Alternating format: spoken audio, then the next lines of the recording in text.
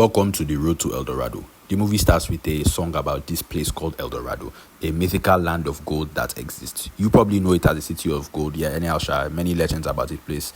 It actually exists in human folklore, so very interesting. But anyhow, apparently, according to this movie, the gods created this place called El Dorado, a paradise area with a lot of trees and plants, and most importantly, a city of gold inside it. It is said city of gold that attracts explorers. Anyhow, all this apparently happened about 1,000 years ago. Yes, I noticed the scene where these two creatures enter bush shakes violently, and out comes 8 little creatures. You guys are not sharp.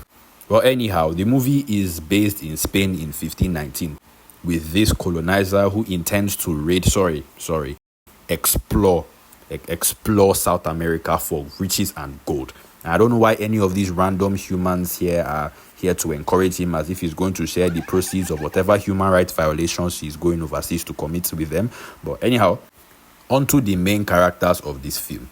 These two wanted thieves called Miguel and Tulio. They are in the middle of a game of roll the dice with these random guys for this map to El Dorado.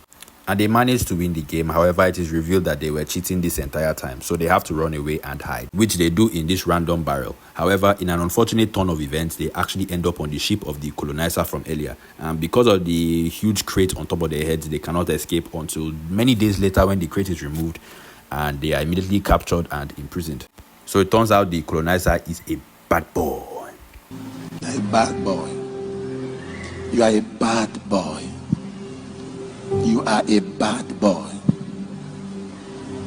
Yeah, so he's not interested in taking any captives. That's why he imprisoned Miguel and Tulio. So in order to escape, they use this apple to bribe this horse to help them out, which actually in the most cartooniest way possible works.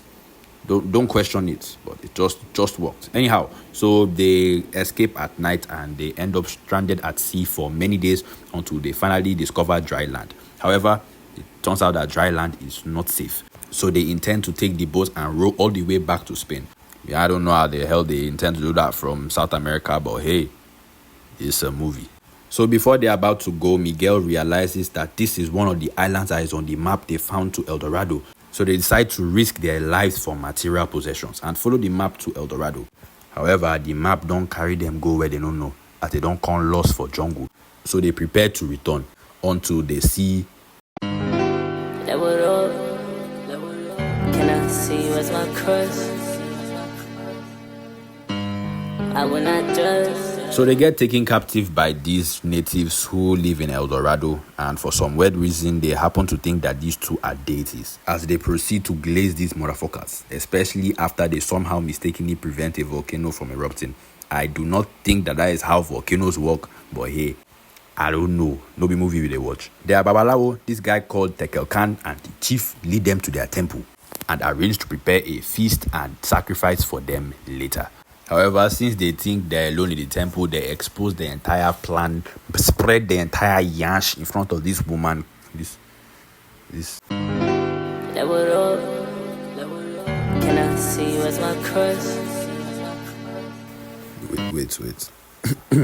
Yeah, Chell. Her name is Chell. Anyhow, so she overheard them, and now she knows that they are not in fact gods. However, she offers to help them out if they take her to where they are going, which is back to Spain in this case. And since they don't know shit about the culture and the religious practices of this place, they agree for her help. So they get ready for the feast later tonight, and fuck. Nah, brother, bro. When she bit her lip like that, damn. Nah. I'm getting a bit bricked up now. I got to go chill. I come. I go chill some more. But yeah, I don't come. So they go for the feast, and I can't even lie. They kind of actually resemble the gods somehow. So anyhow, somehow it's small, but yeah, they kind of resemble. But anyhow, the next day comes, and now it's time for the sacrifice, which in this case is a human sacrifice. However, Miguel and Tulio decide to accept gold instead. So they literally begin sacrificing the gold. Yeah, I'm shedding tears at the sight of this, but hey. But I don't feel like anybody where they trade gold, their eye go red. Whatever, bro. So they decide to convince the locals to, instead of sacrificing the gold directly, that they should just take it to their temple, and then when they are ascending to the spirit realm, they will carry the sacrifice with them. However, all this is making Tekel Khan suspicious, And also the colonizers arrive and follow the trail of Miguel and Tulio that they stupidly left behind all the way to El Dorado. Speaking of which, our boys want to take the gold and leave. So they convince the chief to build a huge boat for them that they will carry the gold with to the spirit realm, which is Spain, of course. You know, these guys are fraudsters. However, building the entire boat is going to take about 3 days. So we cut back to the temple where Can I see you as my crush? I will not trust. Teddy for I don't want love. See you in those. Can you fly around like those? Sit on my door. Yeah, I don't know whose idea it was to create this character, to add her to this. Or whoever you are. You are a bad boy. You are a bad boy. You are a bad boy. You are a bad boy. You are a very bad boy. Says my prick just erased. I they come big. So Miguel goes to explore the rest of the city. I'm pretty sure that is not how guitars work. However, this is a movie. Anyhow, he's just chilling and vibing with his subject. But while all this is happening, Tekel Khan is getting suspicious because this is not how gods are supposed to act. So he goes to ask Tulio about it. And it turns out Tulio actually bagged Chell. Like this is a Ballon d'Or level achievement. I mean, go get my boy a Grammy or something. I mean, I know for sure the only reason he pulled this girl is because I was not in this movie. But hey, I'm not pissed at all. I'm not salty. I'm not salty. Alright, I'm salty as well.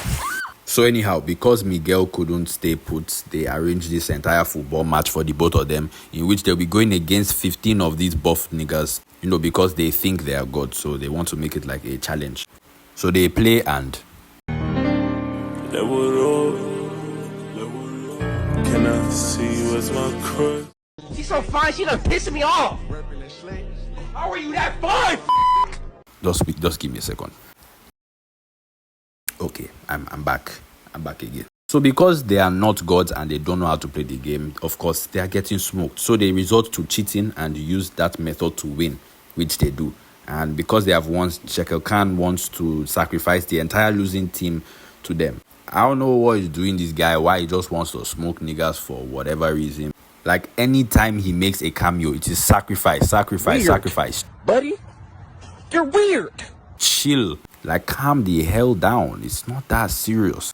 Anyhow, all this talk about human sacrifice has pissed off Miguel to the point where he literally, like, bans sacrifices and banishes, or should I say sacks, Tekel Khan. However, in that moment, he notices him bleeding. So now Tekel Khan knows for sure that they are not gods. And he decides to use black magic and Ojuju Calabar to defeat Miguel and Tulio.